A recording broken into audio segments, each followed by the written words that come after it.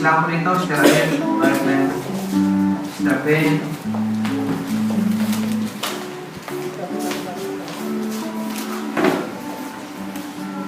Ito po, sana dapat Sister C kasama dito eh, kaya lang medyo nakakatubiling pa ito eh. Mga kapatid, itong apat na ito at Sister Jenata, tuloy ka na po Manila.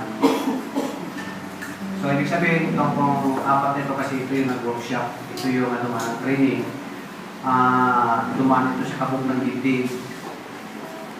Pero itong tatlo na ito, Sister Adette, Sister Faye, Marlene, sila pong tatlo ang may iwan. Kaya po ipagpipray natin sila, hingin natin sa Diyos ang paspas para po sa kanila.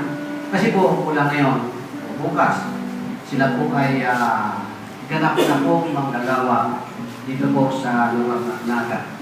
Kaya sana po, huwag ninyo silang kakalimutan kasama sa panalangin po ninyo. Sister Adette, Sister Faye, Sister Brother Glenn, sila po yung magiging mga evangelist. Evangelist. Pero si Brother Glenn, hindi lang evangelist, kundi magiging teacher po ito. At ako naniniwala na marami ito matutulong sa gawain ng Lord. Hindi lamang evangelist. Panginoon namin Diyos, nandito po, dumulog kami mga kapatid sa iyo na may pananampalataya.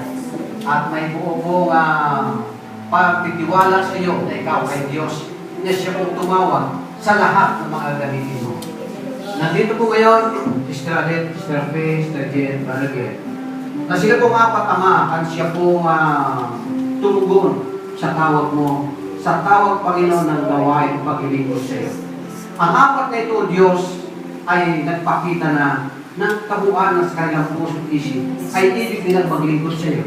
Kaya po, dinadalangin namin sa mga sumanalipong ito, O Diyos, ang basbas po na nanggaling sa iyo ay ipagkalubog po sa mga anak mo na nandirito ngayon. Patuloy po na sila'y samahan ng isang Espiritu sa kanilang paghayo. At sa mga lugar na kanilang pupuntahan, Panginoon, samahan mo sila. At ang mga tao kanilang mga kausap po, Diyos, ipuin mo po ang puso at isipan. Bigyan mo sila man ng ibayong kaalaman. I-anoint mo sila, Panginoon. At patuloy po ng kapangyarihan mo ay sumakanila. Magamit mo rin sila, Diyos, upang makilala ng marami na ikaw nga ay totoo at Diyos na makapangyarihan sa lahat. Nawa sa pamagitan nila, Panginoon, ang mga salita mo na isa-isa sa maraming tao kanila po maabot. Mga tao kanila po marating o makakausap. Ikaw na po bahala, bigay sa kanila, Panginoon, ng lakas ng loob, lakas ng pananampalataya. At ikaw, Lord Diyos, ang bahalang mangusap sa mga tao. Gamitin mo lamang ang mga anak mo ito, Panginoon, na kami po ay buong puso pananampalataya na ang mga ito ay gagamitin mo po upang maraming kaluluwa ang manalabog sa gawain mo ito at maraming kaluluwa pa, Panginoon, ang makarinig ng magandang balita na kung saan ang Diyos ay nagtatamasa, nagkagamit ng kaligtasan at buhay na walang hanggan. Kaya nga po, Panginoon, patuloy po, Diyos, na pinagkakatiwala namin na sa mga lakad nila ay ikaw ang magpuprovide ng lahat nilang mga pangailangan pinansyal, mga pangailangan material, at alam na yung Panginoon, ang katapatan po ay isa sa kanila at ang kaganapan ng buhay Kristiyano at buhay kaganapan ng paglilingkod ay makita sa kanila, Panginoon. Kaya po, bahala ka na sa kanila.